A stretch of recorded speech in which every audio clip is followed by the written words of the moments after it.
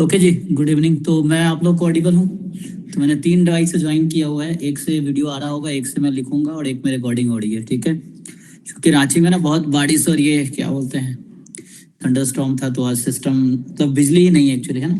तो मैं समहाउ जुगाड़ करके क्लास ले रहा हूँ। लाइट नहीं और इन्वर्टर भी चार्ज नहीं है ना, लेकिन क्लासेस ऑलरेडी 4 दिन से ऑफ था, तो सोचा कुछ तो करना पड़ेगा। तो चलो तो कहाँ से स्टार्ट करें? अच्छा, आप लोग के पास ऑप्शन नहीं होगा अनम्यूट करने का, तो मैं ऑप्शन देता हूँ। ठीक है, चैट का ऑप्शन तो है ही आप लोगों के पास। तो जैसे कि आप लोग ऑलरेडी अवेयर हैं और चूंकि आप लोगों ने क्लास ज्वाइन किया है, सो तो अभी रिसेंटली यूजीसी है ना, नेट वाला स्टैटिस्टिक्स का पेपर इंट्रोड्यूस हुआ है। ये फर्स्ट टाइम है ना, तो ये पहली बार होगा जून 2026 में, ठीक है। ओके, तो इसमें मेनली शुरू में मैंने प्लान किया था, जो बैच हमारा चल रहा है, प्रारंभ नाम से स्टार्ट किया था। ये बैच ऑलरेडी मेरा स्टार्ट हुआ है, जो कि ऑलरेडी है ना, आज से स्टार्ट होना था। 1 तारीख से मैंने प्लान किया था, बट चूंकि मैं छुट्टी पे था 4 दिन से, तो आज से स्टार्ट हुई। 1 मई के बाद, मतलब पहली क्लास से आज हुई है। मेरे 1 मई को हुई भी नहीं थी, 30 तारीख के बाद आज आज 5 को क्लास, 1 2 3 4 छुट्टी थी। तो अब रहेगा, ये स्टार्ट हुआ था जिसका ये हम लोग है ना, मेनली मैंने प्लान किया था ये 2027 तक इसकी वैलिडिटी रखा था। पेन में, हाँ 2027 है ना, कब तक, जून तक इसकी वैलिडिटी रखा था। लेकिन बच्चों ने डिमांड किया कि सर अभी पहली बार है ना नेट हो रहा है, तो आप क्रैश कोर्स चलाइए, है ना। तो बच्चों ने ही कहा था, तो हमने कहा ठीक है, ट्राई करते हैं। तो ये बैच ऑलरेडी है जून 2027 तक चलेगी। तो ये है ना, अभी इसे स्टार्ट होके, तो जो बच्चे इस बैच में ज्वाइन किए उनके पास 3 साल के ना, इनफैक्ट कोई भी एक बैच में किसी ने ज्वाइन किया तो हमारे पास वैलिडिटी रहेगी आपके पास, है ना। तो मेनली अभी आपके पास रहेगा जून 2026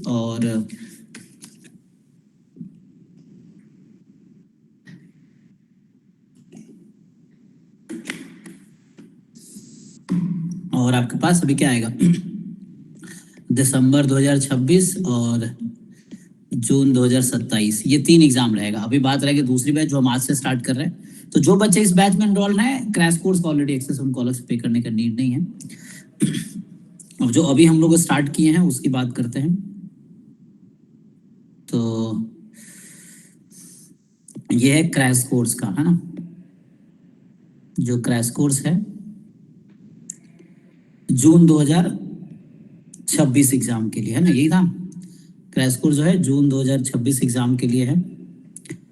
तो इसमें जो एग्जाम का डेट, आई थिंक तुम लोग है ना, जो भी आपके पॉइंट्स हैं या सजेशंस हैं, you can write in chat या अनम्यूट करके भी आप बता सकते हो, ठीक है जी।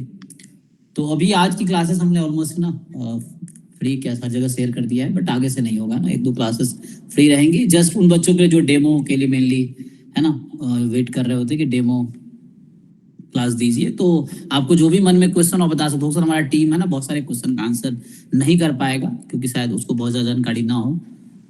फिर भी आप कुछ है तो मुझसे पूछ सकते हो आप, ठीक है। तो रह गया आई थिंक एग्जाम का डेट, जैसे बता रहे थे बच्चे मुझे कि एग्जाम का क्या एक्सपेक्टेड डेट दिया गया है, बताइए। कुछ दिया ना, मतलब एग्जैक्ट डेट तो शायद नहीं आया है, बट एक्सपेक्टेड डेट आपके पास होगा। आई थिंक 20 से कुछ बता रहे थे, 26-25 जुलाई का ना। हाँ, सो डेट इज 20 to 30 जून। तो 20 से 30 जून के बीच आपका एग्जाम होगा। तो देखो, जैसे यूजीसी नेट में बहुत सारे पेपर्स हैं, जस्ट लाइक सीयूईटी, है ना, समझ आते हैं। जैसे सीएसआईआर में कुछ 5-6 पेपर है, और जैम में भी ऐसे 6-7 पेपर है, और उधर सीयूईटी में अराउंड है ना मोर 154, जहाँ तक याद है, डिफरेंट सब्जेक्ट में एग्जाम होता है सीयूईटी का। तो वैसे यूजीसी नेट का भी है 50 कितने, इसमें 107 डिफरेंट सब्जेक्ट में एग्जाम होंगे। तो इसका लेवल बाकी, चूंकि फर्स्ट टाइम मैं भी पढ़ा रहा हूँ, मैंने कभी एग्जाम दिया नहीं, क्योंकि अभी इंट्रोड्यूस हुआ है, तो आप लोगों के साथ ही मैं भी एग्जाम को समझ रहा हूँ, ठीक है। तो 20 से 30 जून को, तो मान लेते हैं 20 जून को होगा। तो आज जैसे डेट है 5 मई, तो अगर आज से हम 20 जून का देखें, 5 मई to 20 जून का अगर हम देखें, तो हमारे पास कितने दिन है मेरे पास, है ना। तो इसके लिए जो मेरे पास दिन है, तो कितने बनते हैं जी, बताइए। 45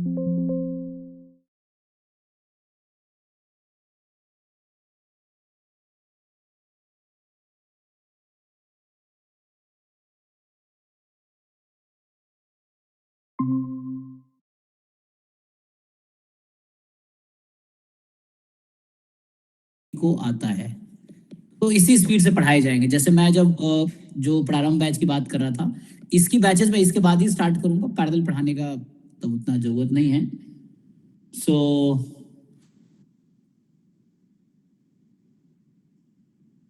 ठीक है ना। तो मैं कह रहा हूँ कि ना, इसका जो प्रारंभ का है मैं स्टार्ट करेंगे एग्जाम के बाद, उसमें डिटेल में जैसे एक टॉपिक अराउंड 15 दिन 20 दिन पढ़ाते हैं, वैसा है। और अभी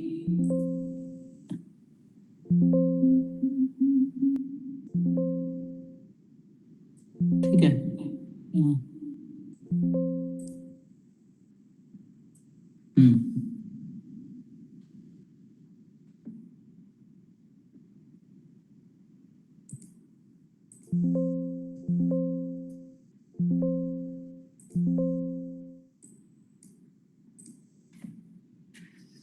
तो मेनली क्या होगा, 2-3 दिन है तो मान लो 2 दिन मैं थ्योरी करा दूंगा और 2 दिन क्वेश्चंस करा दूंगा। तो ये बहुत फास्ट फॉरवर्ड मोड में होगा कि एक बार पूरा सिलेबस मुझे करा देना है इस तरीके से कि मैं 20 जून से पहले आपको पूरा जो यूजीसी नेट का सिलेबस है फास्ट फॉरवर्ड मोड में, बहुत डिटेल में तो नहीं करा पाएंगे क्योंकि टाइम कांस्टेंट है ना। जैसे एक सिलेबस को चाहे तो 1 साल पढ़ाए जा सकते, चाहे तो 2 महीने पढ़ाए जा सकते, वो डिपेंड करता है स्पीड पे और कितने कंटेंट हम आपको डिलीवर करते हैं उसके अकॉर्डिंग। तो वैसा है। तो भी 2 दिन थ्योरी लगा लो और 2 दिन क्वेश्चंस लगा लो, ठीक है। या साथ में कहना ईच टॉपिक को मैं 4 दिन दूंगा। तो जो सिलेबस है ऑलरेडी वेबसाइट पे है ना, अगर हम देखें तो 1 मिनट।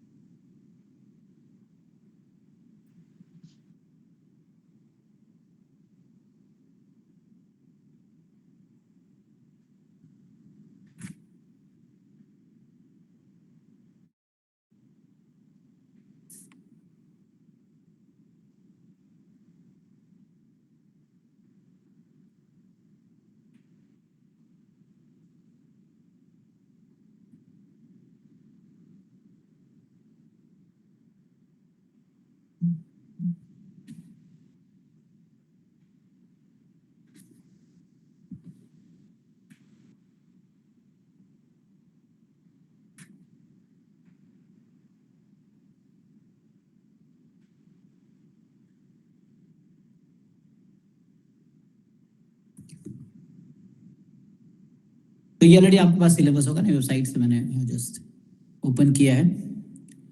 तो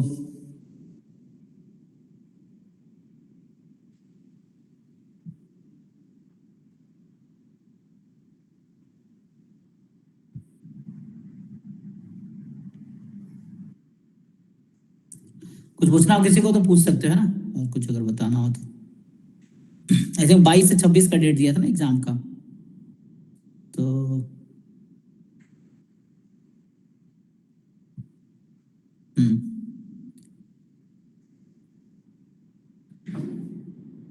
तो ये सिलेबस है, ठीक है जी। तो ये जो आपका है कि इसमें probability and probability distribution, real analysis and matrix algebra, sampling method, design of experiment, sampling estimation theory, testing of hypothesis, linear estimation.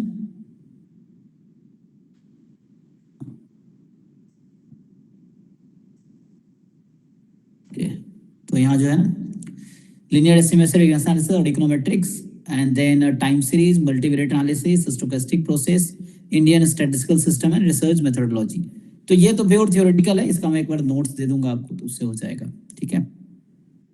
अच्छा अभी हम मॉक टेस्ट भी है ना बनवा रहे हैं, तो मॉक टेस्ट जो होगा क्रैश कोर्स वाले को तो नहीं मिलेगा, मेनली जो प्रारंभ वाले बैच में या बाकी बैच में उनको मिलेगा। तो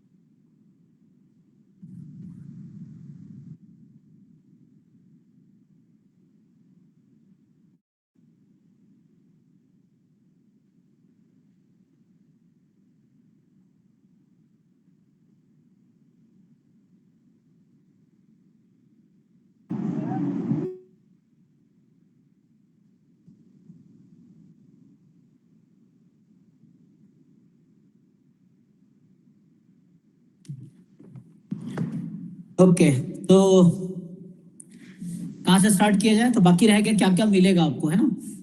तो अभी तो मेनली मैं जैसे मैंने कहा कि पूरा सिलेबस हम लोग अभी है ना, हमारा प्लान क्या है इस बैच में, मेनली क्रैश कोर्स में भी क्या कराऊंगा, फिर उसके बाद देखेंगे।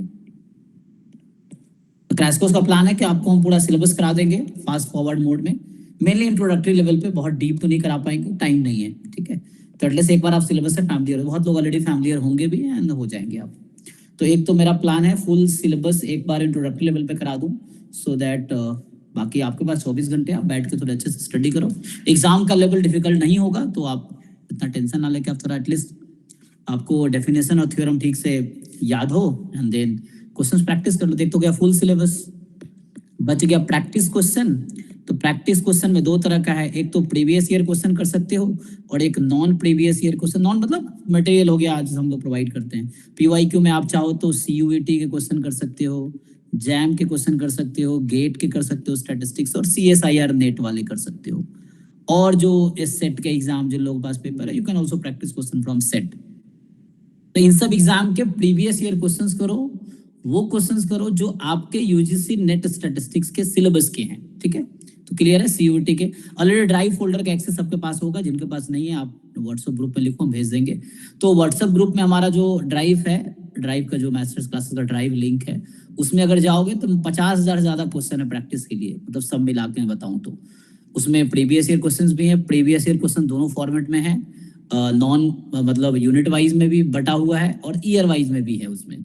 फिर आपके पास बहुत सारे प्रैक्टिस नॉन पीवाईक्यू क्वेश्चन है, जो प्रीवियस ईयर क्वेश्चन नहीं, जो प्रैक्टिस मटेरियल है, डीपीपीस के नाम से है, प्रॉब्लम सीट के नाम से है, असाइनमेंट्स के नाम से है। हर साल प्रॉब्लम सीट बनते रहे हैं ना, तो हर साल 10-15 हजार क्वेश्चन मान लो टीम ने बनाए हैं, ऐसा है। तो वो कलेक्ट होता गया। तो ड्राइव में आप डिफरेंट फोल्डर एक्सप्लोर करोगे तो आपको पता चलेगा, प्रॉब्लम सीट होगा, असाइनमेंट होगा, है ना, ऐसा डीपीपीस के नाम से भी बन रहा है।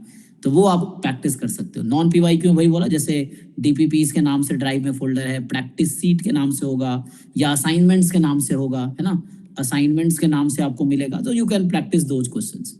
बाकी डाउट अगर हो तो डाउट क्लास डेली 11 बजे होती है, उसमें पूछ सकते हो। जो अभी मैं क्लास ले रहा हूँ रेगुलर क्लास में भी, इसका टाइम 2 घंटे का रखूंगा आज, तो भी ठीक, सुबह 6:30 से 8:30 ऐसा, 6:30 to 8:30 डे रखेंगे, मे बी ये टाइम रहेगा 6:30 to 8:30 PM, ये आपका टाइम रहेगा, ठीक है, क्लास का, डेली का। डेली में तो ऑल 7 डेज, जब तक मैं छुट्टी पे अगर नहीं जाता हूँ कहीं बाहर, तो वैसा है। ठीक है, तो ये डेली का टाइम रहेगी 7 दिन का।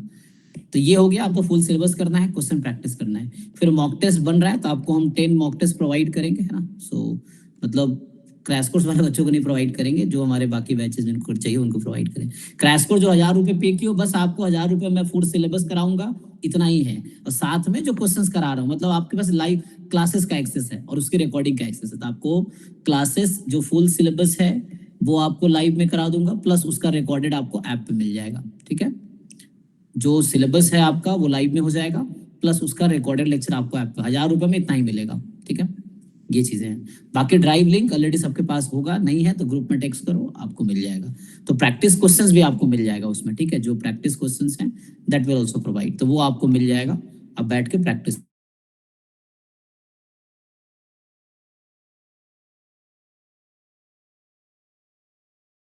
हो कि टोटल 150 क्वेश्चंस करने हैं और आपके पास 3 आवर्स है, मतलब 180 मिनट्स हैं।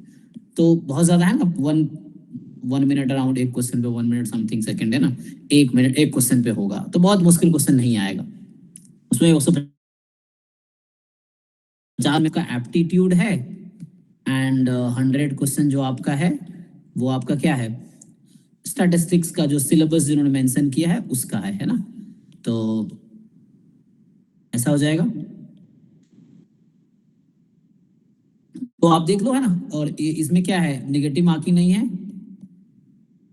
और ठीक है जी। और कुछ है किसी को बताने के लिए इसके बारे में? फिर मैं स्टार्ट करता हूँ कंटेंट। मेरी डिस्कशन के लिए बच्चों को बुलाया हूँ कि कैसे आप लोग प्लान कर रहे हो और कैसे आपको मैं हेल्प कर सकता हूँ, ये बताओ। और किसको क्या मिलेगा उसकी मैं बात कर रहा हूँ,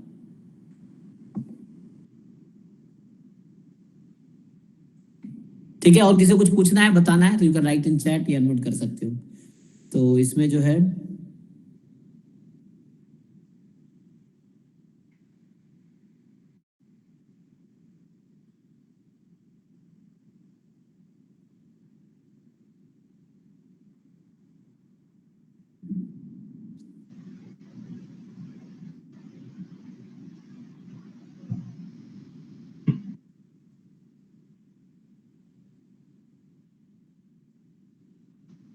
सर गुड इवनिंग सर।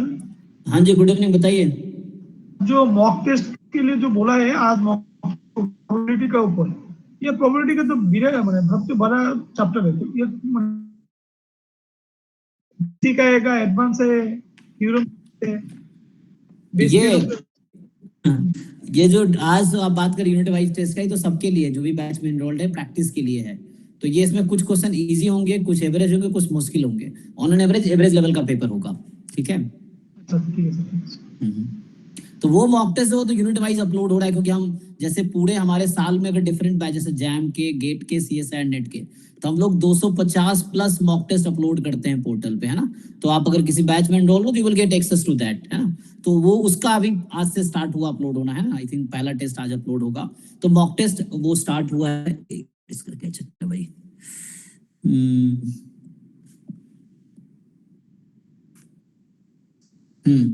तो वो आज से अपलोड हुआ, तो पूरे साल जैसे अभी से अपलोड शुरू होगा, तो एंड तक आपको 250 plus test, at least 100 unit wise और 100 फुल लेंथ टेस्ट अपलोड होगा, जिसमें मेनली जैम के ज्यादातर होते हैं। फिर जैम के हम लोग 100 प्लस टेस्ट अपलोड करवाते हैं। फिर गेट के 25 अपलोड होगा फुल लेंथ।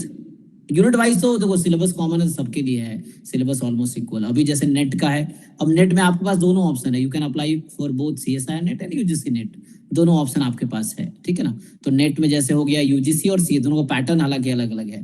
तो यूजीसी नेट के लिए अभी बन रहा है, बनना शुरू ही हुआ है अभी। तो 10 एफएलटी हम प्रोवाइड करेंगे इस बार, हमारा प्लान है। सो अभी मुझे लगता है कि लास्ट के, है ना, अभी तो 15 दिन बनाने में, तो लास्ट के 15-20 दिन आप टेस्ट देना, कोई दिक्कत नहीं। यूजीसी हो गया, एंड देन सीएसआईआर का है। तो इन सब एग्जाम के जैम, गेट, नेट मेनली, इसके बाद में सीयूईटी के भी अपलोड होते हैं। तो ये सब मिला के हम लोग 250 से 300 टेस्ट अपलोड होता है पूरे साल, जो कि एक्सेस रहता है आपको प्रैक्टिस करने के लिए, ठीक है। तो on this exam pattern, JAM pattern, GATE pattern, NET pattern, CUET pattern, इस पे अलग अलग पैटर्न पे अप्लाई होगा। आप जिस बैच का परचेज किए उसका एक्सेस आपको मिलेगा, वैसा है। तो ओके है ना। तो ये चीजें आपको प्रोवाइड होंगी। तो मॉक टेस्ट उनके लिए जो है ना, प्रारंभ बैच में जो 10,000 प्लस 12,000 15,000 जिन्होंने फीस पे किया होगा, उनके लिए होगा। तो अभी प्लान है सिलेबस कराने का, साथ में हम आपको क्वेश्चंस प्रैक्टिस करवा देंगे। अब आपको बहुत ज्यादा क्वेश्चन प्रैक्टिस करना है, डाउट हो क्लास में पूछो, आप ग्रुप में भेजो, ग्रुप में कोई बच्चा सॉल्व करे, तो आजकल एआई भी है, आप एआई को क्वेश्चन दे दो, वो सॉल्व करके दे देगा। लेकिन मेन है एग्जाम में कोई एआई काम नहीं आएगा। तो आप इस बात का ध्यान रखना, घर पे जब आप प्रैक्टिस कर रहे हो तो अपने ब्रेन को डेवलप करो। अगर हर क्वेश्चन एआई करेगा तो एग्जाम में फिर आप कुछ नहीं कर पाओगे, क्योंकि घर पे अगर आप कुछ नहीं करोगे तो एग्जाम में भी आप कुछ नहीं कर पाओगे। तो एआई जस्ट फॉर हेल्प, आपके हेल्प के लिए है, यूज के लिए है, कि आप किस तरह इफेक्टिव है ना यूज कर सकते हो का, वैसा है। तो इट्स नॉट लाइक कि सब कुछ एआई कर रहा है तो आप क्या करोगे। तो आपको भी थोड़ा दिमाग यूज करना, जब कोई क्वेश्चन मिले तो पहले आप खुद से सॉल्व करो, you take time, understand question क्या पूछा है, क्या बताया गया है, उस पर कोशिश करो, गलतियां करो, and then you take help of something else. तो उसके बाद आपको ज्यादा समझ आएगा, यू विल लर्न कि क्या मिसिंग था आपके अंदर। एंड ग्रेजुअली बहुत ज्यादा क्वेश्चंस करोगे। तो अभी जैसे एग्जाम में 45 डेज हैं, तो यू ट्राई टू एटलीस्ट कम से कम जितने ज्यादा क्वेश्चन कर सकते हो, नहीं तो हर रोज 10 क्वेश्चन प्रैक्टिस करने की कोशिश करो। कम से कम इतने दिन में 500 से 1000 क्वेश्चन प्रैक्टिस करो कम से कम, है ना। एटलीस्ट डिफरेंट टॉपिक्स के 10 पार्ट में डिवाइड, हर टॉपिक कम से कम, है ना, 10-20 क्वेश्चन तो सॉल्व कर ही लो वैसे करके, उतने तो मैं भी करा दूंगा। ये अगर आप एक दिन में 40-50-100 क्वेश्चन कर सकते हो तो बहुत अच्छा है। Anyway you try your best. और ये पेपर सबके लिए वैसे ही है। तो है ना, बहुत सारे बच्चे पर्सनल होते हैं कि सर मुश्किल आ गया तो क्या होगा, इजी आ गया, तो आपके लिए नहीं होगा, सबके लिए होगा। तो वो सब टेंशन लेने के बजाय यू प्रिपेयर वेल, है ना। मुश्किल सबके लिए है, इजी सबके लिए है, तो उसके अकॉर्डिंग मार्क्स और रैंकिंग आएगी, उसके अकॉर्डिंग आप क्वालिफाई होंगे नहीं होंगे। पेपर इजी आता है, कट ऑफ ऊपर जाता है ना, वैसा है। पेपर मुश्किल आएगा, कट ऑफ नीचे जाएगा, वैसा है। तो उसके अकॉर्डिंग तब भी आप वहीं पे रहेंगे, तो उसकी टेंशन ना लेके आप तैयारी करो अच्छे से। तैयारी करने के लिए क्या करना है, आपके फैमिलियर हो, आप क्वेश्चंस प्रैक्टिस करो अच्छे से, है ना, ये है, सही है। And then mainly question practice करो अच्छे से ना, वो बाद में मॉक टेस्ट का भी हम लोग प्लान करते हैं। At least 10 FLT unit wise test जो पहले अपलोडेड है या अपलोड हो रहा, वही काम आ जाएगा डिफरेंट टॉपिक्स पे। तो ठीक है भाई, हेलो हेलो क्वेश्चन का सर। पार्ट। हाँ जी, हाँ जी, पूछिए। वो टाइम सीरीज यूनिट के लिए कहाँ से कुछ आप मास्टर्स किए हो, आपके पास कुछ किताबें होंगे, किताब पढ़ो, किताब के हेल्प से you take help of book. MCQ के लिए कोई रिसोर्स है क्या?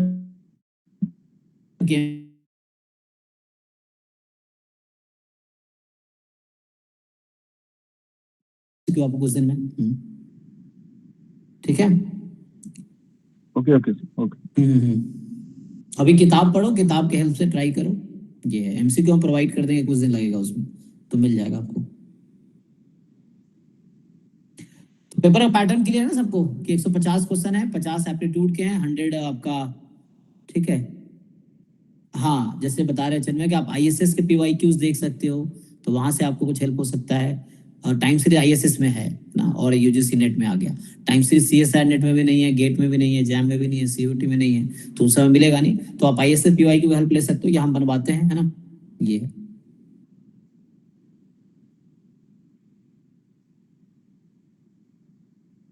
तो इसमें ईच क्वेश्चन कितने मार्क्स के होते हैं जी? ईच क्वेश्चन 2 मार्क्स के हैं। पेपर कितने मार्क्स के हो गए आपके? 150 क्वेश्चन है, 2 मार्क्स के ईच है। सो 300 मार्क्स के टोटल आपके पेपर हो गए ना। सो नेगेटिव मार्किंग है नहीं, 180 मिनट है आपके पास। और बाकी जो 50 क्वेश्चन ये जो आपके वो हैं, क्या बोलते हैं, एप्टीट्यूड वाले हैं, तो ये क्वेश्चन बाकी पेपर के क्वेश्चन से आप कर सकते हो प्रैक्टिस। जैसे आपको प्रैक्टिस करना एप्टीट्यूड का, जैसे पॉपुलेशन स्टडीज है या डिफरेंट जो भी यूजीसी के पेपर हैं, उसके आप एप्टीट्यूड वाले क्वेश्चंस कर सकते हो, वो कॉमन ही होगा, ठीक है ना। तो एक जैसा ही रहता है लगभग, तो उससे आप प्रैक्टिस कर सकते हो। और है ना 50 क्वेश्चन अच्छा वेटेज है, इग्नोर ना करके आप उसकी थोड़ी प्रीवियस ईयर क्वेश्चन से ही प्रैक्टिस कर लो। जैसे पॉपुलेशन स्टडीज के लास्ट 5-6 साल के पेपर उठा लो, उसके कर लो, या कोई और भी है ना, यूजीसी नेट में जितने और पेपर्स हैं उसके करके आप प्रैक्टिस कर सकते हो।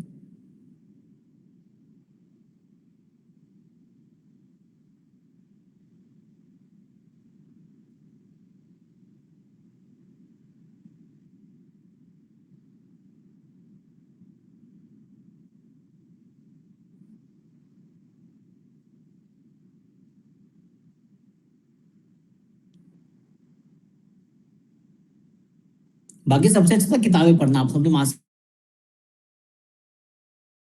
नहीं है ना? इसमें कुछ ज्यादा तो है नहीं, ये सब जो कंटेंट है क्या है, मास्टर लेवल का कंटेंट है। तो आपने ऑलरेडी पढ़े होंगे, जो नहीं पढ़े हैं उसका मैं बताता हूँ। तो मेनली जो है, मैं एक बार वो लिखा देता हूँ ना, कहाँ से आप क्या पढ़ सकते हो। ऐसे तो कोई एक फिक्स रेफरेंस नहीं, तो किताब से आप देख सकते हो, तो हम लोग हैं समझाने के लिए, आप पूछो, डाउट जो भी हो आप पूछ सकते हो, ठीक है।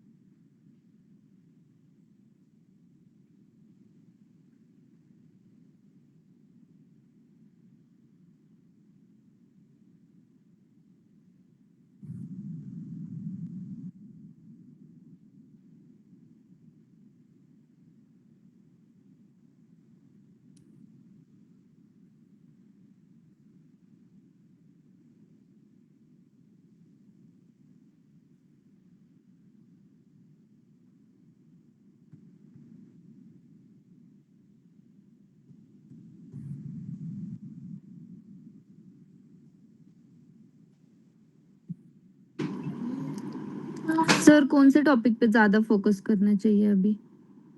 जो टॉपिक आपको अच्छे अच्छे अच्छे से आते हैं उस पर फोकस कीजिए। मेनली जो टॉपिक आपका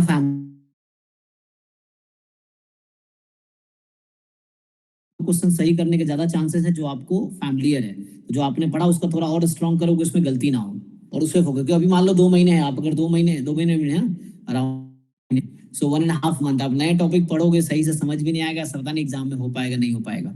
बट आप देख सकते हो क्या है,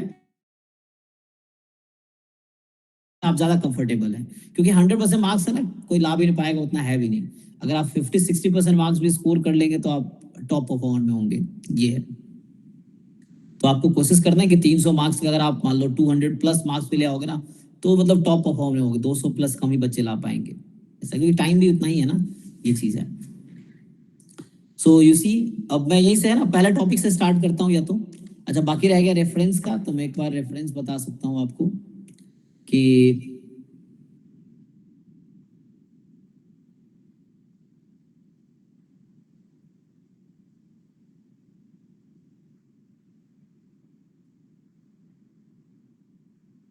मेनली ये मैंने इंटरेक्शन के लिए रखा था, तो कुछ क्वेरी है तो उस पर डिस्कस कर सकते हो।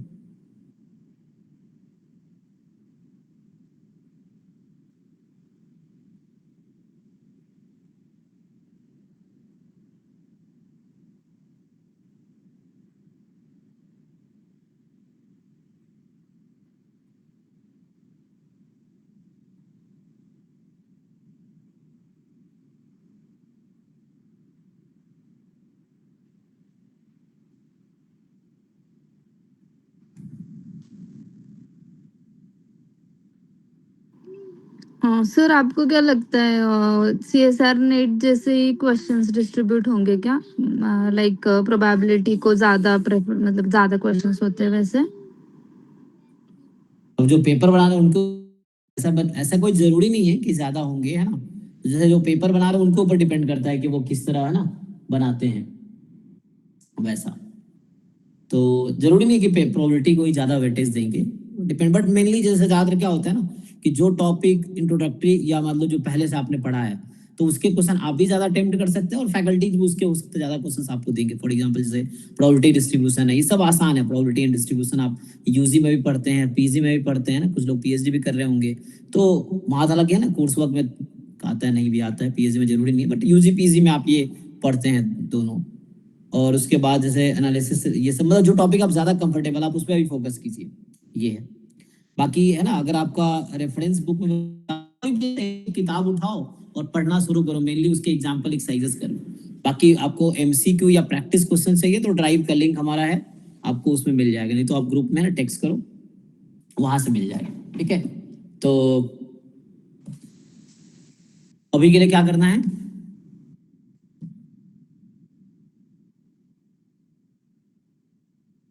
अभी मैं आ गया ना, रेफरेंस का बता देता हूँ। सो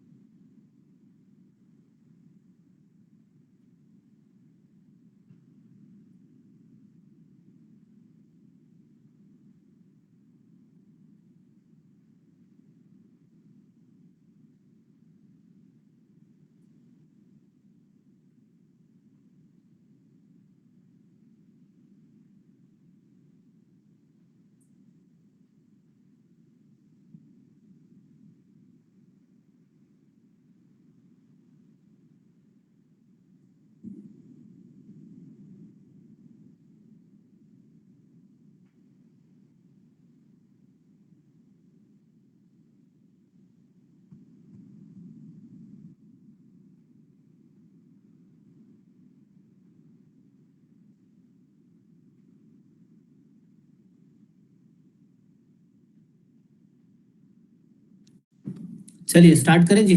तो अभी हम लोग कोई कोई नहीं, कंटेंट स्टार्ट करता हूँ। कंटेंट में मेनली क्या, जब मैं किताब लिखा रहा था तो देख लो, एक बुक का रेफरेंस दे देता हूँ, ये सब पीडीएफ मिल जाएगा ऑनलाइन आपको। तो मेनली जैसे यूनिट 1 है, अगर आप देखेंगे जो यूनिट 1 है वो क्या है सिलेबस में। तो यूनिट 1 जो सिलेबस में आपको दे रखा है, दिस इज, अच्छा उसमें दिखाया था ना यहाँ भी। प्रोबेबिलिटी एंड डिस्ट्रीब्यूशन, ठीक है। तो जैसे अगर मैं ऐसे आपको बताऊं तो ऑलरेडी आप जानते हैं, जैसे ये टॉपिक जैम में भी है ना, अगर ऐसे देखोगे आप, सो ये टॉपिक ऑलरेडी जैम में भी है, गेट में भी, ये हर सारे एग्जाम में होगा, ये तो इसमें बताने का जरूरत है नहीं, क्योंकि ये जो बेसिक टॉपिक जितने स्टैटिस्टिक्स के एंट्रेंस एग्जाम है, ये आपको हर एग्जाम में मिलेगा। ये तो हर एग्जाम में होगा ही ना, क्योंकि बहुत बेसिक है, मतलब ये चाहिए ही आगे के टॉपिक को समझने के लिए, बाकी टॉपिक को, तो ये तो रिक्वायरमेंट है, तो ये तो हर एग्जाम में ही आता है, ठीक है।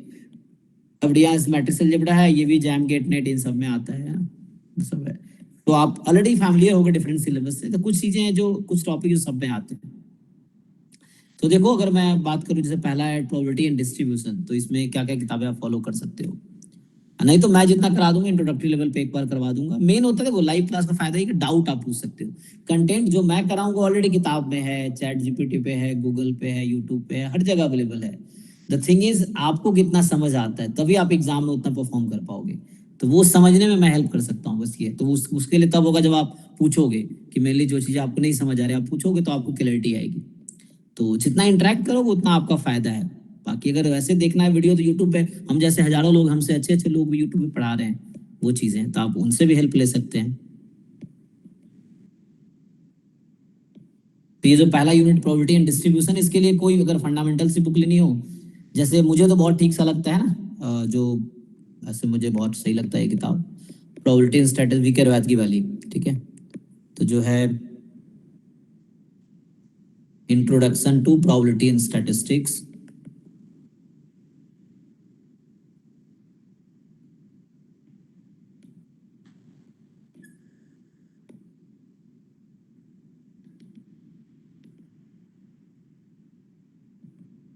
Introduction to probability and statistics by V K Rohatgi and Saleh, ठीक है। ये है, और भी बहुत सारी, जैसे गुप्ता कपूर वाली किताब आप लोग सब जानते हैं, फंडामेंटल ऑफ मैथमेटिकल स्टैटिस्टिक्स में सब है ना, फंडामेंटल ऑफ मैथमेटिकल स्टैटिस्टिक्स, बहुत जरूर किताब यहाँ पढ़ी होगी दूसरी बार। तो एक मिनट,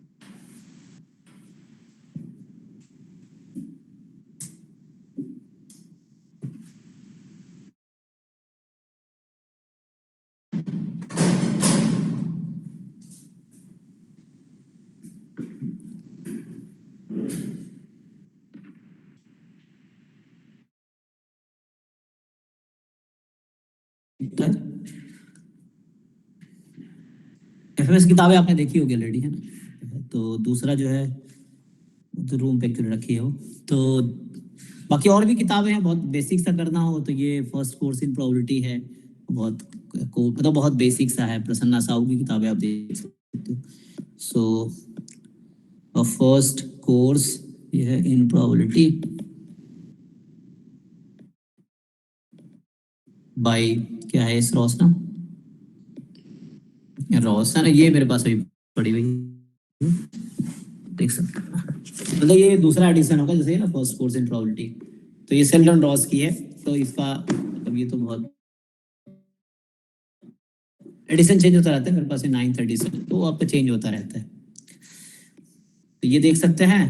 एंड फोर्थ, अगर आप, इतना काफी है मुझे लगता है ना, एक किताब पढ़ो, बार बार पढ़ो, वो है क्वेश्चन सॉल्व करो, तो रियलाइज होगा कितने आपके दिमाग में समझ है अभी तक उस टॉपिक को लेके, तो उसके अकॉर्डिंग पता चलेगा। ठीक है जी। सो बाकी किताबें तो बहुत हैं, तो भी इतना ही रखते हैं। बाकी और भी जैसे कोई और बहुत बेसिक जाना हो, तो प्रोबेबिलिटी इन स्टैटिस्टिक्स नाम से गूगल करोगे तो इसका हार्ड कॉपी नहीं आता है, ये आपको मिल जाएगा, probability in statistics by Prasanna Sahoo, ये आपको गूगल में पीडीएफ मिल जाएगा, सबका इनफैक्ट पीडीएफ अवेलेबल है, ठीक है। जो दूसरा यूनिट है, यूनिट 2 आपका जो है सिलेबस का,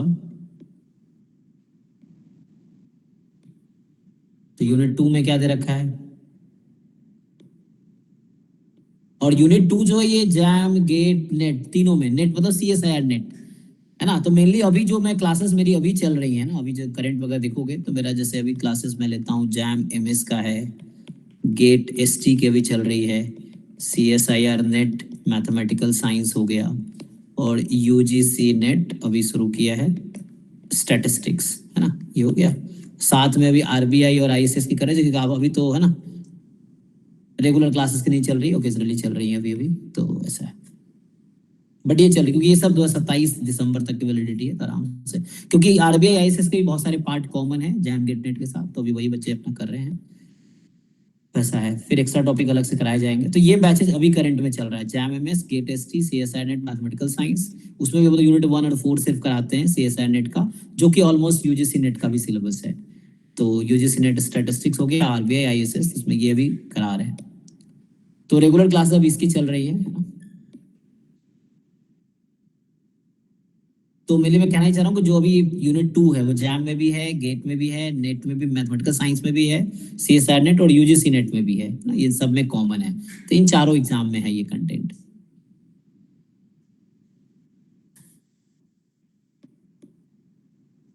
तो यूनिट 2 के आपके पास real analysis and matrix algebra या लीनियर अलजेब्रा है ना, तो ये मैट्रिक्स अलजेब्रा नाम है ना। तो इसके लिए बहुत सारी किताबें हैं ना, कोई स्टैंडर्ड बुक अगर आप देखोगे तो लीनियर भाई क्या थे, MIT में प्रोफेसर, कई सारे लोग हैं, तो मैं ऐसे लिखा देता हूँ प्रैक्टिस के लिए। मेनली मैथमेटिकल एनालिसिस भाई मलिक एरन अरोड़ा, ये सब भी आती है ना, तो कई सारी किताबें हैं, कुछ ही लिख लो जैसे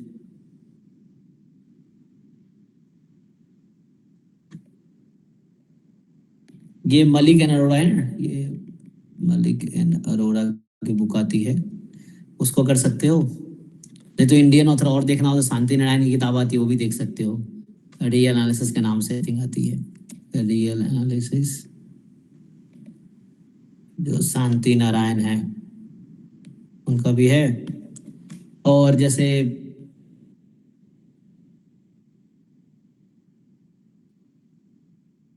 कोई इंजीनियरिंग मैथमेटिक्स की किताब देख सकते हो, उसमें मेनली कैलकुलस रहता है ज़्यादातर, तो इससे है। और लीनियर अलजेब्रा में अगर आओगे तो लीनियर अलजेब्रा बाई हॉफमैन कूंज की बुक उठा सकते हो, थोड़ा एडवांस है, तो मे भी हो सकता है सबको समझ ना आए, और ये थ्योरेटिकल बुक है काफ़ी। सो अगर ये समझ नहीं आए तो कोई प्रॉब्लम बुक आप देख सकते हो, प्रॉब्लम बुक में आपको ये मिल जाएगा, ये सॉम सीरीज की बुक आती है, सॉम्स आउटलाइन, ये प्रॉब्लम बुक है, सिर्फ problem 3000 I think plus problem है लीनियर अलजेब्रा के। सो सॉम्स आउटलाइन ऑफ लीनियर अलजेब्रा है ना, ये होगा। इनके ऑथर जो है इस तरह से गूगल से आप PDF देख सकते हो, मिल जाएगा आपको, आजकल व्हाट्सएप ग्रुप में टेक्स्ट कोई ना कोई भेज देगा आपको, ये है। तो ये लास्ट के दोनों लीनियर के हो गए, ये दोनों रियल के हो गए, ठीक है। इसके मापा की बुक आती है, अगर आप रियल के लिए देखना चाहो तो है ना, रियल एनालिसिस इसके मापा की आती है, तो वो भी आप यूज कर सकते हो। Although this is not exhaustive list की, यही है। इसके अलावा आप कोई भी कंटेंट यूज कर सकते हो, हजारों किताबें हैं।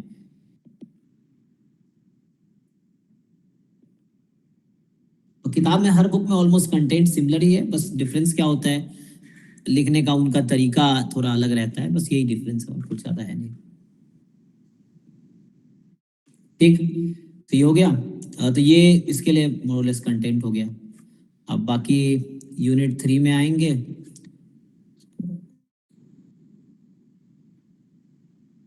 तो यूनिट 3 क्या है आपका, सो यूनिट 3 जो आपको दे रखा है, sampling methods and design of experiment.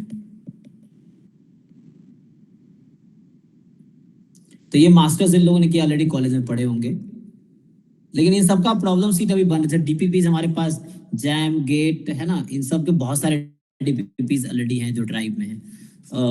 Net के अभी बन रहे थे, कुछ दिन में इनके भी आपको ड्राइव में दिखेंगे, अभी प्रोसेस में है, अभी बना है ना, तो अभी हम बनवा रहे हैं, तो ये आपको दिखेगा।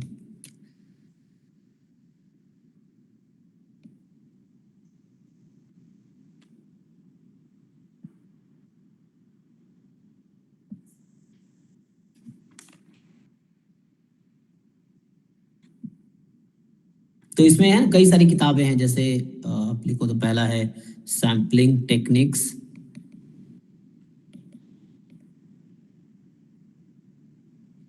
बाय ये WG कोकरन की बुक आती है, ये हो गया। और लिखना चाहो तो sampling theory, sampling theory of surveys with application. तो ये जो सुखात में है उनका है।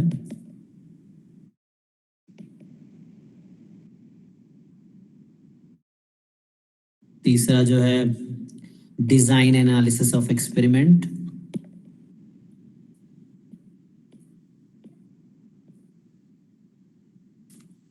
मोंटगोमरी की बुक है ना।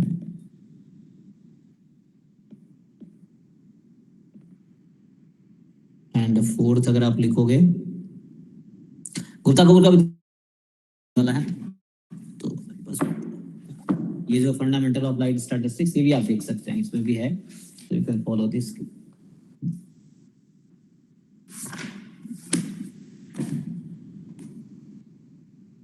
तो ये फंडामेंटल ऑफ अप्लाइड स्टैटिस्टिक्स, एक फंडामेंटल ऑफ मैथमेटिकल स्टैटिस्टिक्स है। तो ये जो आपका है फंडामेंटल ऑफ अप्लाइड स्टैटिस्टिक्स, ठीक है। और इसके जो ऑथर है ना, ये आपको गुप्ता एंड कपूर ही हैं। देन यूनिट 4 आपका जो दे रखा है उसमें है, यूनिट 4 क्या था,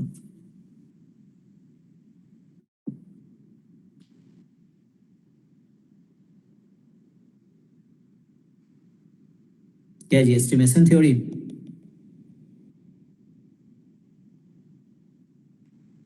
तो एस्टिमेशन थ्योरी के लिए वही जो पहले किताब लिखा है रोहतगी वाली, इंट्रोडक्शन टू, ये क्लास का टाइम क्या था, 7 to 8:30 है ना, तो भी टाइम है। Introduction to probability and statistic, इसमें भी आपको मिल जाएगा जो रोहतगी एंड सलाह वाली थी। और दूसरा आप स्टैटिस्टिकल इन्फेरेंस, आप कैसेला बर्गर वाले यूज कर सकते हैं। और बाकी और भी कई सारी किताबें हैं, जैसे theory of point estimation,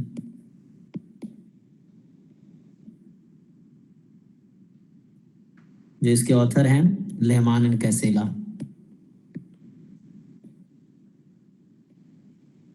and अगला जो है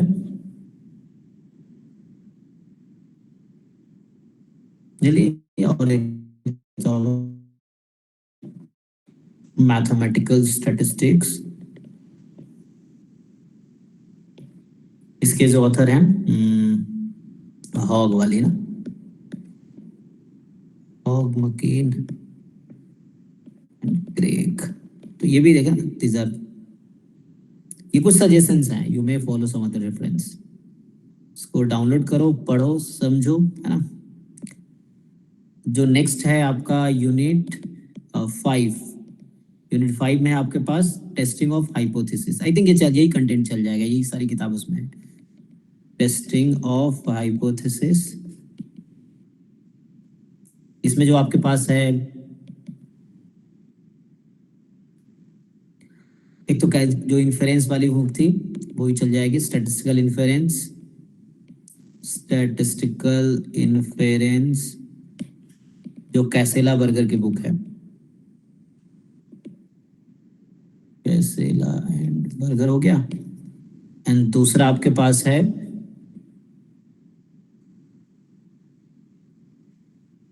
टेस्टिंग ऑफ, ना लेमान एंड रोमानो की बुक आती है, testing statistical hypothesis.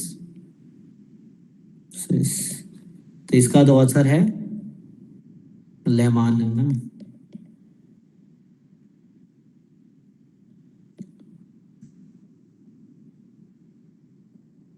Romano. Third आप लिखेंगे तो एफएमएस में भी है, एफएमएस में भी ये चीज देख सकते हैं आप, है ना, या theory of testing of hypothesis.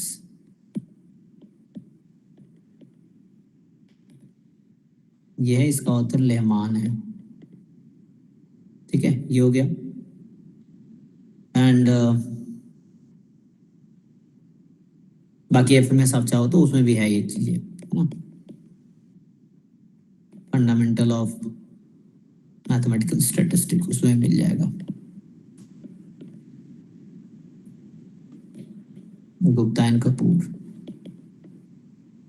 Even Rohit की वाली बुक में भी आप ये चीज मिल जाएगा, है ना, ये जो कंटेंट है, introduction to probability in statistics जो था रोहित की वाली,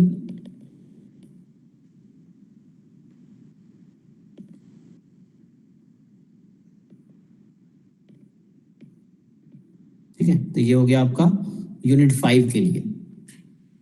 ये पीडीएफ मैं ग्रुप में ऑलरेडी शेयर कर दूंगा, ठीक है। सो you can,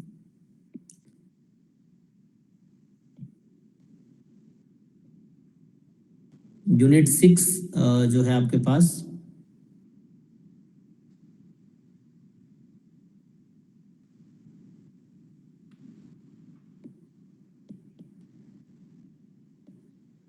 linear estimation, regression and इसमें है इकोनॉमिक,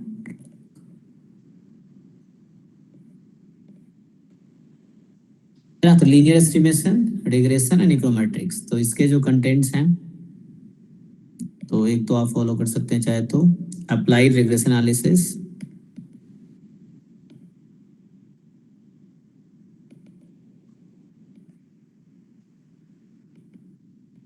और इसके ऑथर हैं ड्रैपर एंड स्मिथ। दूसरा मोंटगोमरी की भी एक बुक आती है ना, वो भी इंट्रोडक्शन लीनियर रिग्रेशन है, वो कर सकते हैं आप। एक तो लीनियर रिग्रेशन एनालिसिस,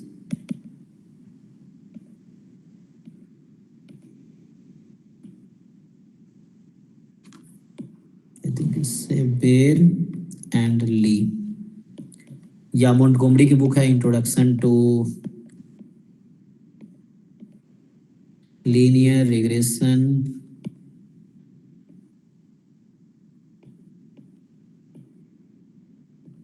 ठीक है, लीनियर रिग्रेशन एनालिसिस। और इसके जो ऑथर हैं मोंटगोमरी। और फोर्थ जो है आपके पास बेसिक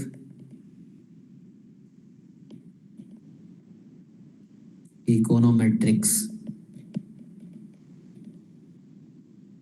है ना। तो ये आपको मिल जाएगा, गुजराती इनके ऑथर हैं। और या थोड़े उस पे जाना है तो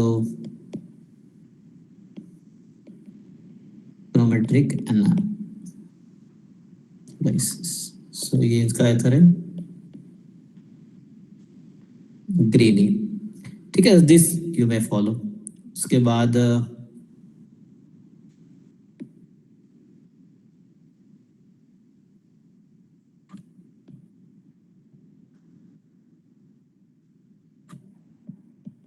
यूनिट 7, है ना। तो यूनिट 7 में क्या है, टाइम सीरीज। प्रॉब्लम सीट है ना, प्रोसेस में प्रॉब्लम सीट, और ये सब आपको कुछ दिन में मिल जाएगा। तो इसमें जो है हमारे पास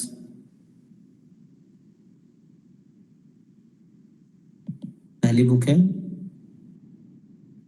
मेनली, जो मास्टर्स में मैंने पढ़ा था, introduction to time series and forecasting.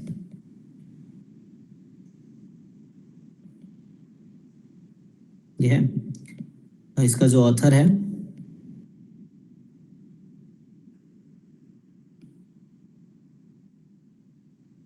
ब्रॉकवेल and Davis. And दूसरा है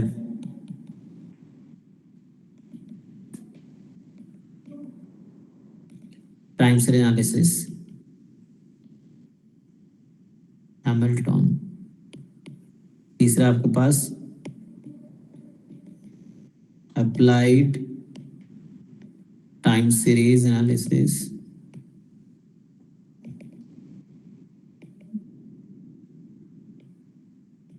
भी और भी लिख सकते हैं ना, जैसे फोर्थ है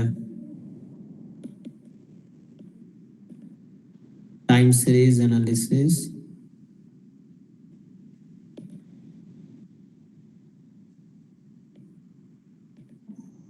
फोरकास्टिंग एंड कंट्रोल।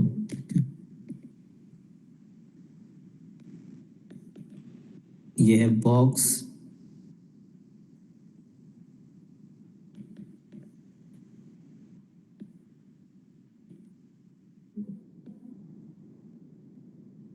ठीक है। उसके बाद 8 है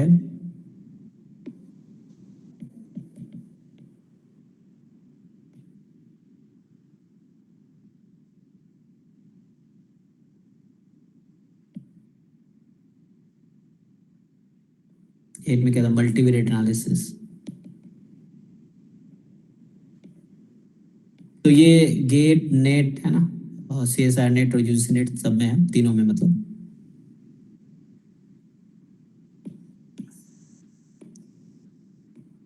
और ये बाकी एग्जाम में भी है, ICSR भी है, इन सब में भी है, ठीक है ना।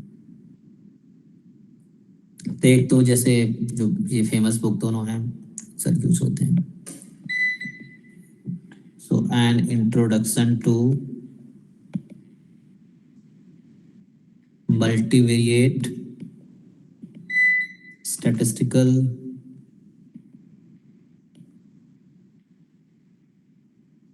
एनालिसिस है ना। ये TW एंडरसन वाली, एंड दूसरा जो आपके पास है अप्लाइड मल्टीवेरिएट स्टैटिस्टिकल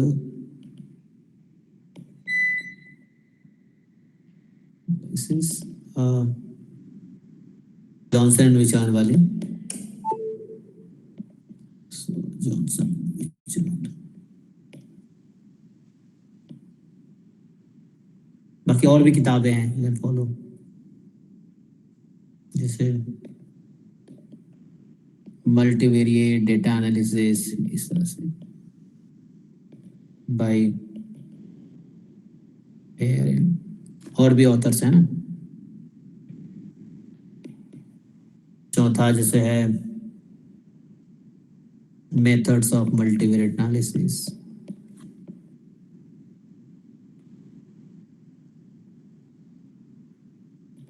ये PDF अभी आपको मिल जाएगा, रेंजर्स जो है।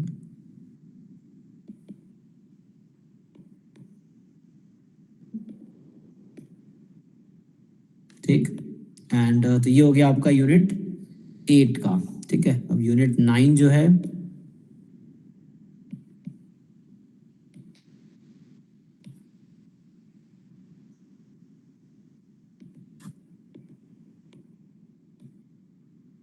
तो यूनिट 9 में स्टोकेस्टिक प्रोसेस,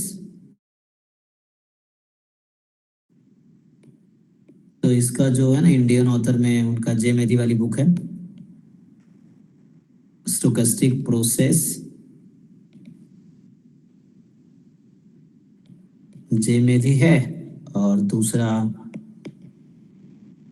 ये दोनों मेरे पास पड़ा होगा अभी, रहता है स्टोकेस्टिक प्रोसेस बाय जे मेथी, उनका ये 6th एडिशन मेरे पास पड़ा हुआ है। दूसरा एक होगा रॉस की, ये किताब है रॉस की, तो ये आप फॉलो कर सकते हैं।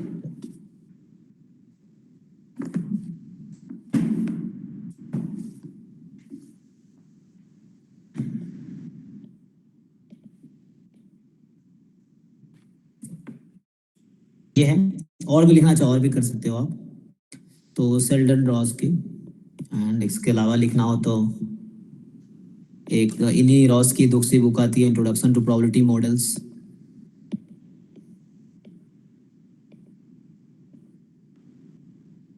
ठीक है, तो इसमें जो है आपका सेल्डन रॉस के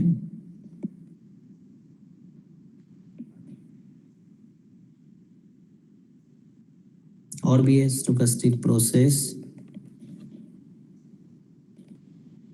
ये Karlin and Taylor. So these are some books. और 10th जो यूनिट है आपका,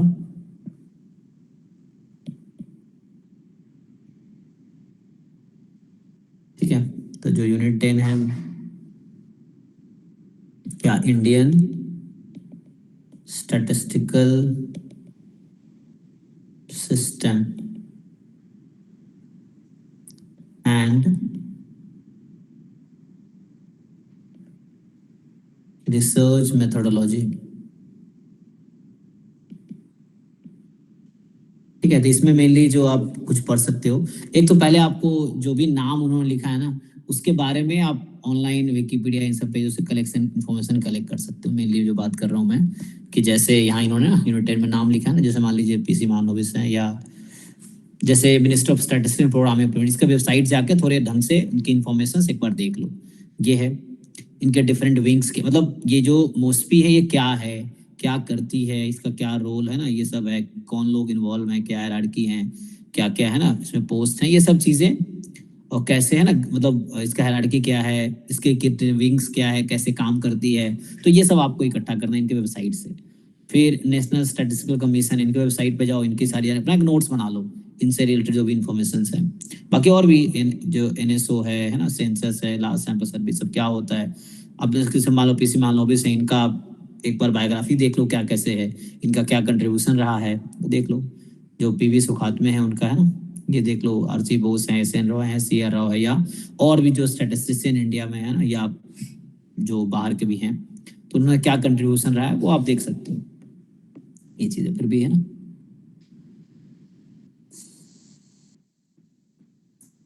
तो बाकी था ना, एक तो वही हो गया वेबसाइट, आप मोस्पी की वेबसाइट देखो, जो भी उन्होंने नाम लिया ना, जैसे मोस्पी है, या जैसे बोला एनएसओ की वेबसाइट देखो, या और भी जो था,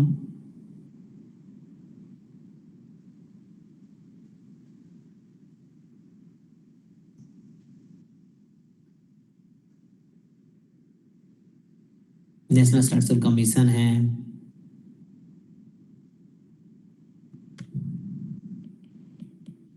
इन सब की आपको वेबसाइट देखना है। तो ये जो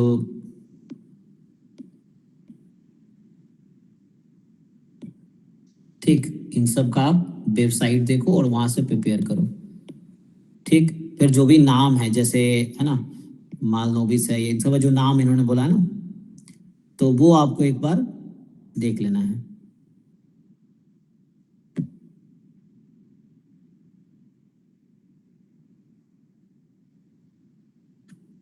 जैसे तो आपको बायोग्राफी के लिए कोई स्टैटिस्टिक्स किताब तो पढ़नी नहीं है, ये तो है ना थ्योरेटिकल हो गया, जस्ट एक इंफॉर्मेटिव काइंड ऑफ हिस्ट्री जैसे पढ़ते थे आप, है ना, सोशल साइंसेस वैसे है ये। तो इसमें आपको मेनली बायोग्राफी देख लेनी है, ऑनलाइन या कहीं से भी, है ना। सो आपको थोड़ा सा विकिपीडिया से या कहीं से भी इनका आपको देख लेना है, क्या कंट्रीब्यूशन रहा है, जैसे पीसी मान लो इसका नाम लिखा है ना। सो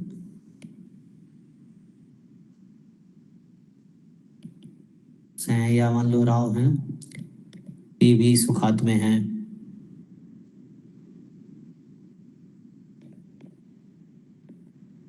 आरसी बोस हैं, एस एन रॉय हैं,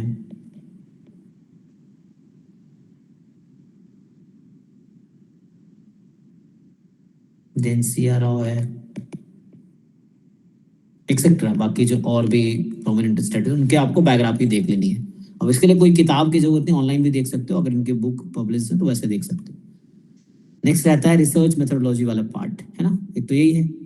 एंड देन रिसर्च मेथोडोलॉजी क्या, R software, R as a calculator, तो आर प्रोग्रामिंग थोड़ी सीखनी है आपको, matrix operation, building function, missing data, तो उसमें हम लोग हैंड्स ऑन एक्सप्लोर कर सकते हैं। आर सिंपल सा लैंग्वेज है, प्रोग्रामिंग लैंग्वेज है, जिसका आप आर स्टूडियो और वो डाउनलोड करके पैकेज मतलब प्रोग्रामिंग कर सकते, स्टैटिस्टिकल एनालिसिस में हेल्प करता है। तो इसके लिए आप कुछ किताब चाहो तो पढ़ सकते हो, जैसे रिसर्च, एक तो रिसर्च मेथोडोलॉजी का बता देता हूँ, मेथोडोलॉजी, मेथड्स एंड टेक्निक्स, ठीक है। तो इसमें जो है सी आर कोठारी, ठीक है, ये है। फिर आई थिंक इसमें भी कुछ कंटेंट आपको मिल जाएगा, जो है फंडामेंटल अप्लाइड स्टैटिस्टिक्स है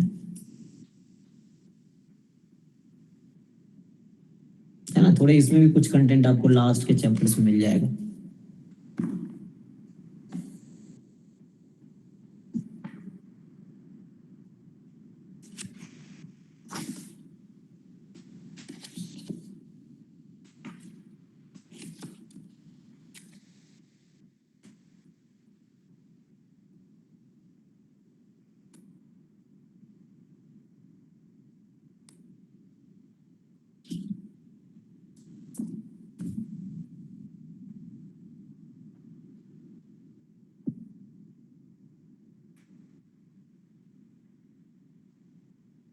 ठीक है ना, देखना है स्टैटिस्टिकल मेथड, इसमें कुछ आप देख सकते हो।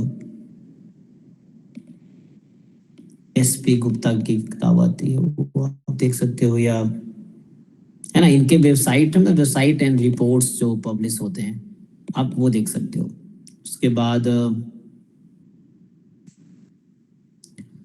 हाँ, ये मिल जाएगा ऐप में, आप सर्च करो मिल जाएगा, या मैं एक अलग से बना के इन सब का पीडीएफ अपलोड कर देता हूँ, है ना। सो एक फोल्डर बना देता हूँ, है ना, मिल जाएगा, आप सर्च करो, वहां पे है ये सब।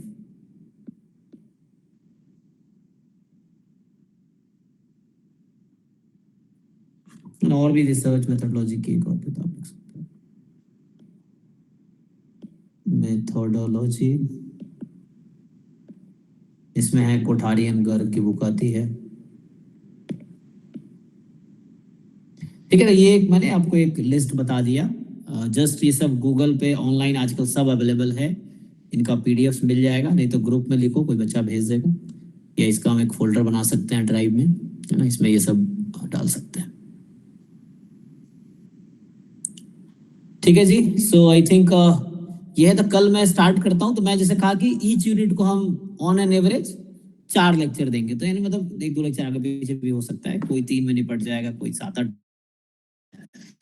बट कोशिश है कि 40 डेज में हम ये जो 10 यूनिट्स हैं इसको एक बार डिस्कस कर ले ब्रीफली, बहुत डिटेल में तो नहीं कर पाएंगे, ब्रीफली एक बार हम डिस्कस कर ले।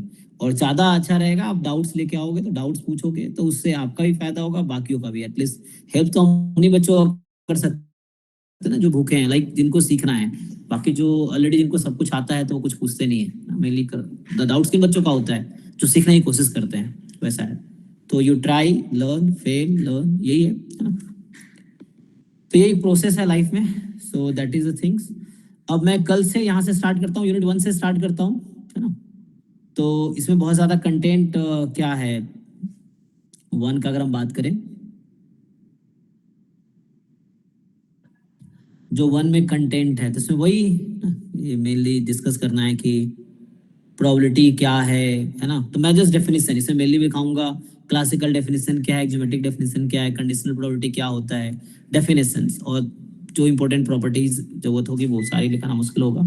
बेस थ्योरम क्या है, इंडिपेंडेंट इवेंट क्या है, रैंडम वेरिएबल क्या है, डिस्ट्रीब्यूशन फंक्शन क्या है, expectation, moment genetic function, standard discrete continuous univariate distribution, jointly distributed random variables, marginal conditional distribution, Chebyshev inequality, sampling distribution, transformation of random variables, है ना, characteristic function, its properties, modes of convergence of random variables, weak and strong law of large numbers, central limit theorem, IDA, है ना। तो ये हम लोग next 3-4 class में इसको कंप्लीट कर लेंगे ब्रीफली, और साथ में कुछ क्वेश्चंस भी करवा दूंगा मैं।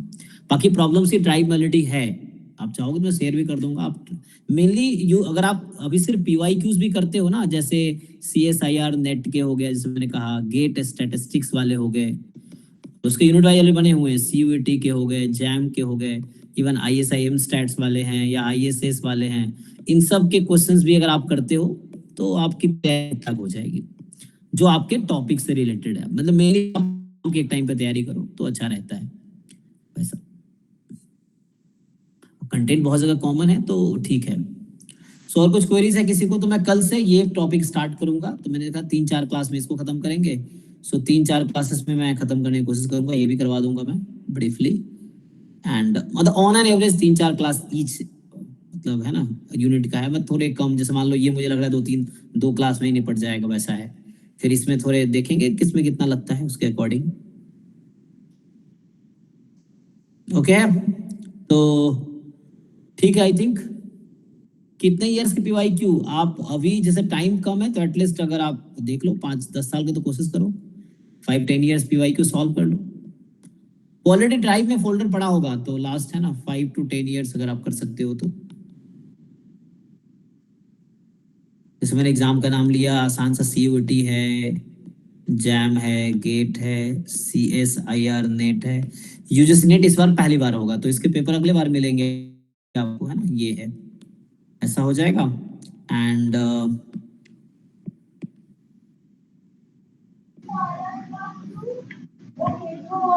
तो इसी एग्जाम का जो क्वेश्चन पैटर्न होगा ये पॉपुलेशन स्टडीज का हिसाब में होगा, माने जस्ट फॉर्मूला बेस्ड बस बेस्ड कोई सा क्वेश्चन होगा? पैटर्न मतलब इनका जो लेवल होगा ये कि एज पर पॉपुलेशन साइंस में जो होती है ना, जो डायरेक्ट क्वेश्चन आती है थ्योरी से, थ्योरम से, यहाँ पे डायरेक्ट ही क्वेश्चन आएगा डेफिनेशन और थ्योरम से। इसमें डायरेक्ट। आपको स्ट्रेट फॉरवर्ड डायरेक्ट क्वेश्चन ही ज्यादातर मिलेगा आपको। हाँ, अच्छा अच्छा अच्छा, ठीक है सर, ठीक है। ना, जैसे आप अगर CUET और जैम के पेपर करोगे तो आपको डिफरेंस दिखेगा लेवल का, तो वैसे ही आप UGC नेट और CSIR नेट के लेवल में वैसे ही समझो डिफरेंस रहेगा। CUET का लेवल बहुत इजी होता है, जैम का थोड़े टफ होते हैं, वैसे ही UGC नेट का पेपर इजी होगा, CSIR नेट का टफ रहता है, उस तरह से। ठीक है, Yes. तो आपको CUET जैसा ही पेपर समझ लो, ऐसा रहेगा, बिल्कुल डायरेक्ट क्वेश्चन रहेगा डेफिनेशन पे या फिर थ्योरम पे, अच्छा, डेफिनेशन थ्योरम पे बेस्ड। जी, अकॉर्डिंग यूनिट वाइज कोई क्वेश्चन माने एज पर यूजीसी लेवल का जो थ्योरम बेस्ड क्वेश्चन कोई मटेरियल प्रोवाइड करेगा सर? हाँ करेगा ना, बताया तो, ये सब प्रीवियस ईयर क्वेश्चन सॉल्व करो ना, प्रीवियस ईयर क्वेश्चन में जो आए हैं वो थ्योरम बेस्ड क्वेश्चन ही तो हैं। अच्छा ठीक है sir. So you solve this. Even non PYQ भी बहुत सारे DPPs नाम से है। आप यू एक्सप्लोर ड्राइव, उसमें DPP होगा 70, मतलब DPP अभी नए रिसेंटली बने, हालांकि ये डिफिकल्ट हैं। 012705 एक PDF होगा। Each DPP contain 10 question, there are 7050 question है। और भी जैसे 716 से अभी कंटिन्यू कर रहे हैं हम लोग, तो ये 15 साल तक इस साल कंप्लीट हो जाएगा, तो इसमें भी जाके 7050 क्वेश्चन आपको, अच्छा ये तो ज़्यादा हो गया ना, तो 700 थे ना, इसमें 800 हो जाएंगे। ये सॉरी 706 से स्टार्ट हुआ ना, तो अराउंड, तो मतलब जो भी है ना अराउंड 800 प्रोसेस, मान लो यहाँ लगभग 7000, यहाँ लगभग 8000 क्वेश्चन ऑलमोस्ट होंगे। सो ये 15,000 ये क्वेश्चन हो गए। There are many folders like this, मैंने कहा उसमें आप सर्च करो, टॉपिक का नाम सर्च करो, आपको कोई ना कोई प्रॉब्लम सीट दिख जाएगा। Go into drive, you search topic name कि किस टॉपिक के आपको प्रॉब्लम सीट चाहिए, तो उसके आपके बहुत सारे प्रॉब्लम सीट आपको दिखेंगे, उसमें या तो प्रॉब्लम सीट नाम होगा, असाइनमेंट नेम होगा, या DPP नेम होगा, इस तरह से, है ना, या तो DPP लिखा होगा, या असाइनमेंट लिखा होगा, या प्रॉब्लम सीट लिखा होगा, ऐसा। ये सब प्रैक्टिस सीट है actually, so they are practice problems, you can practice from there. Okay है, मेनली DPP सर्च करो आप, DPP मिल जाएगा, DPP के नाम से सर्च करो, you will get there. DPP लिखो टॉपिक का नाम, आपको वहां मिल जाएगा। ड्राइव में सर्च करो जस्ट, मैं आपको व्हाट्सएप ग्रुप में शेयर कर देता हूँ, जिस ग्रुप में आप लोग हैं, so you can search there. Okay, I think अभी के लिए स्टॉप करते हैं, कल डिस्कस करते हैं आगे। हम यूजी नेट में इकोनॉमिक स्टैटिस्टिक्स के वहां से कुछ क्वेश्चंस देख सकते हैं, लेवल वो देखना पड़ेगा, उसके कंटेंट क्या है, सिलेबस क्या है, तो एक मिनट में चेक करता हूँ। तो आप इकोनॉमिक्स की बात कर रहे हैं ना, तो क्या सिलेबस होगा, तो मैं एक बार गूगल पे जाता हूँ, ये है ना, तो इसमें आप इसकी बात कर रहे हैं, इकोनॉमिक्स में जो है, इकोनॉमिक्स है ना सेकेंड नंबर पे, इकोनॉमिक दिख रहा है आपको स्क्रीन पे, तो सेकेंड नंबर पे जो है, अगर इसका सिलेबस हम देखें तो इसमें क्या है, स्टैटिस्टिक्स एंड इकोनोमेट्रिक्स। हाँ, ये कंटेंट तो लीनियर है ना, वही है, तो यहाँ से भी आप प्रैक्टिस कर सकते हैं। ये जो स्टैटिस्टिक्स एंड इकोनोमेट्रिक्स पार्ट जो आप कह रहे हैं ना, ये यूनिट 1 तो नहीं, यूनिट 1 में तो कुछ और है, माइक्रो है ना, नया सिलेबस अभी है।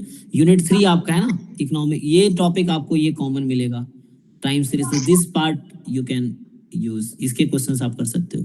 मैथमेटिक्स फॉर इकोनॉमिक्स में बेसिक है हालांकि, और नहीं है, तो आप चाहो तो देख सकते हो। कम ही क्वेश्चन होंगे क्योंकि एक यूनिट बस इस पे है, statistics and econometrics.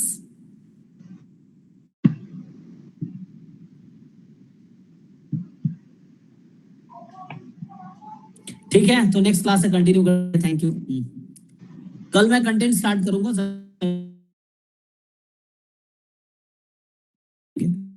And next 40 days में ओवरऑल रिवाइज कर लेंगे एक बारी। आपको बाकी रिकॉर्डिंग इसका ऐप पे मिल जाएगा। जिन लोगों ने कोर्स खरीदा है तो ये आपको ऐप पे दोनों में मिल जाएगा। जो लोग जैसे एक क्रैश कोर्स का है और एक है जो बैच आपने अभी लिया था, क्या नाम रखा था उसका, टिम्बलो नाम रखे ना, प्रारंभ वाला जो बैच है, तो ये प्रारंभ में रिकॉर्डिंग इसका मिल जाएगा। और क्रैश कोर्स वाला जो बैच अभी आपने खरीदा है, क्रैश कोर्स यूजीसी नेट के नाम से जो बैच है, तो उसमें भी आपको इसका रिकॉर्डिंग मिल जाएगा। ठीक है, अभी जो क्लास ली है।